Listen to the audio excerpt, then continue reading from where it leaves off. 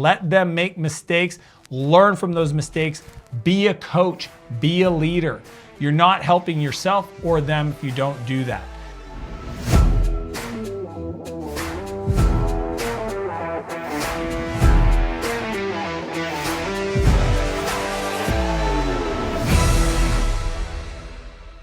Hey there, Dan Martell here, serial entrepreneur, investor, and creator of SaaS Academy. In this episode, I'm going to share with you a framework for how to think about who to hire next in your business. It's what I use to make all of my hires. It's how I teach my clients to make their decisions. It's based on a methodology called the Next Hire Focuser, and it's going to allow you to not feel like, man, if I hire this next person, it's going to cause a bunch of work.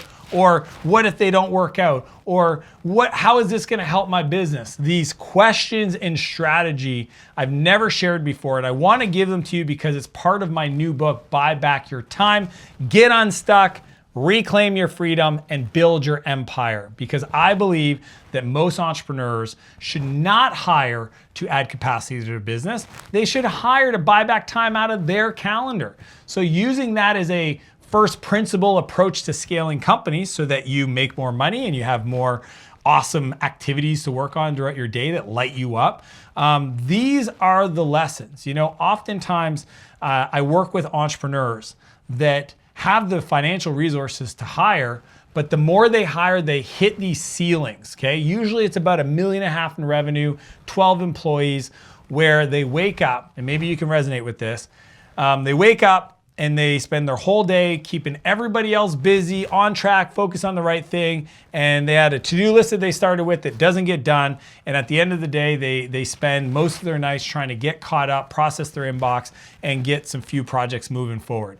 That is not the way we want to work, because if you do that, you're going to hit this growth ceiling where you're just going to feel this pain every time you get there, and you're going to want to reduce the complexity, reduce the amount of people reporting to you because it just feels painful. So what I want to share with you is this methodology, and there's three strategies that you need to understand. I've broken them down into these three components for you to understand. Let's get into it. Number one is the 4 questions, okay? So this is the questions I ask my clients, I ask myself to identify places where I might want to hire somebody to buy back some of my time. The first one is, where are some low value time suckers, okay? So low value time suckers is like things that suck my time that I could pay somebody very little amount of money to do, okay? So I want you to look at your calendar, audit your time, and make a list of low value time suckers. The next question that I ask people is, where's the bottlenecks? If you tripled your business next month, what parts of the business would break, okay? Because I want you to be able to grow without feeling pain. And no entrepreneur will grow into pain. If there's a wall and it says pain, you will not drive into it head first. You will put the brakes on, you will drive with the handbrakes on, you'll slow that impact. And I want you to first say, where's the bottlenecks? If I grew, how do I solve those today so that I don't pull back, right? Number 3 is the curse of the gifted, okay? What I've discovered a long time ago is your number one strength as a CEO becomes your Achilles heel to scaling. Why? Because it's the thing that you're gonna be most critical of, okay? You're gonna, if you hire somebody, you're gonna be super critical of them. And 2, it's gonna be the last thing you're gonna wanna give somebody else to do. So think about this. I do not enjoy finances. I'm not gifted at it. I don't care. It was the first thing I gave somebody else to do. I like product. I like product creation. That is the bottleneck that I had to solve, because without it, I'm always required in it. And if you're the CEO and you're building a multi-7, 8-figure a year company, you cannot be in the business anymore. You have to be working on the business, focusing on the people, the vision, and the finances to make sure you can continue to grow. That's what I want to share with you. So make sure you ask yourself that question. And then the other one is, where are the blockers in your growth, right? Do you need to get more customers? Do you need to retain more customers? Or do you need to make more from each customer, okay? So out of those 3, where in your business you feel like there's friction? If you ask yourself those 4 questions and get the answers, you'll start to see the types of hires you can make, okay? Do you need to hire somebody that's an executive admin? Do you need to hire somebody to take care of marketing? Do you need to hire somebody to be a project manager? You'll start to see the 3 options for hiring people. Number 2, give them a score, okay? This is the way I do it. I say, okay, well, I could hire this person, this person, this person. All right, well, based on these 3 criteria, I'm gonna rate them from 1 to 10. What is this, or sorry, 1 to 3. What is the score, okay? So the first criteria is like 1 to 3, will it make me money?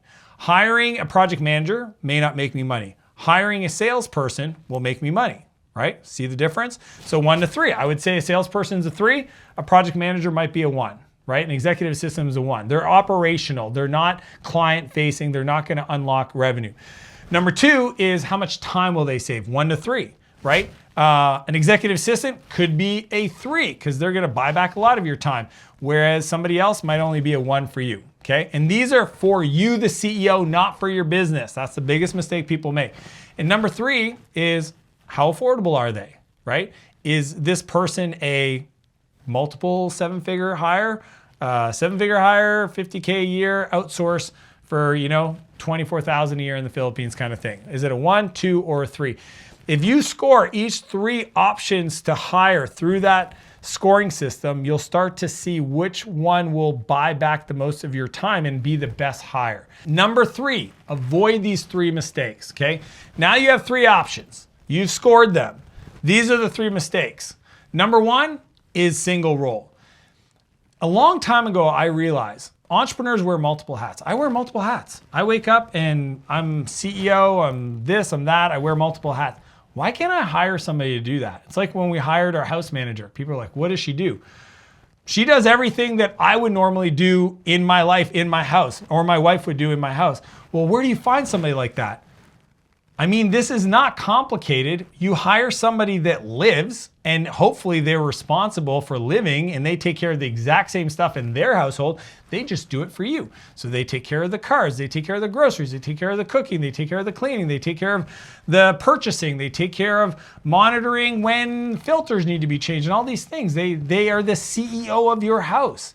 And to me, you can hire somebody that can wear multiple hats in a single role. So you can hire somebody in your business that does your social media posting and also does your accounts receivable. That can be one person. So when you're looking at the 3 roles, understand that one of the mistakes people make is they think I've got to hire an all or nothing type position, when I'd rather hire a person that's talented, train them on 2 or 3 different kind of things that need to get done. So I can have one person on the team that's dedicated doing 3 different roles, and over time I can kind of take a hat off and give it to somebody else. The second thing is in their onboarding, okay? If you have not defined the first 2 weeks of that new hire's onboarding, then do not make the offer. Until you've had the time to sit down and list, here's the training videos, and you can use external videos, internal content, or whatever. Until you've documented what their first 2 weeks should look like, you shouldn't hire them, because you don't want to be responsible for having to train them. You want other people. So you might have like, Monday, I want you to do these 3 things. Tuesday, I want you to do these 3 things. And on there might be, talk to this person and ask them these questions so you can understand how our business works. Listen to these sales calls. Watch these videos. Go through all the documents inside of our document repository so you understand what's there and what we've talked about in the past. Whatever it is, but the first 2 weeks should be documented so that when they hit the ground, they run, right? Because you want to get them ramped up as fast as possible. The third mistake that people make is they don't let go. They literally hire somebody to do a role and then they don't let them dive deep into the deep end. For example, recently one of my executives hired an assistant, and when I double clicked on the way they were working with them, they had yet to give them full access to the inbox. They were using their assistant to like CC them on an email to like schedule a call. And I was like, whoa, no. Give them access to your inbox. Well, I don't know if I feel comfortable. Look, at the end of the day, you hired somebody. You look for values, you look for trust, you look for experience. If you're holding them back from being able to demonstrate to you that they're capable, that's on you. You've got to push them into the deep end and say to them, I trust you. I've hired you to do this role. If there's anything that you don't know how to do, make a list of it. When we talk, we will review them. I will train you, but I want you to understand you own 100% of this outcome. Let it go. Give it to them. Let them make mistakes. Learn from those mistakes. Be a coach. Be a leader. You're not helping yourself or them if you don't do that.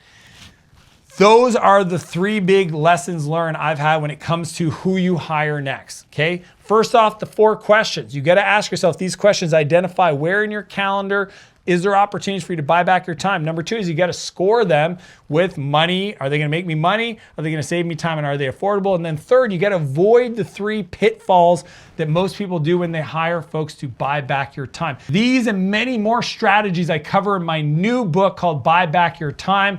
And if you'd love to support it, I'd encourage you to click the link to buy a copy of the pre-order today. I would appreciate it so much. It's called Buy Back Your Time.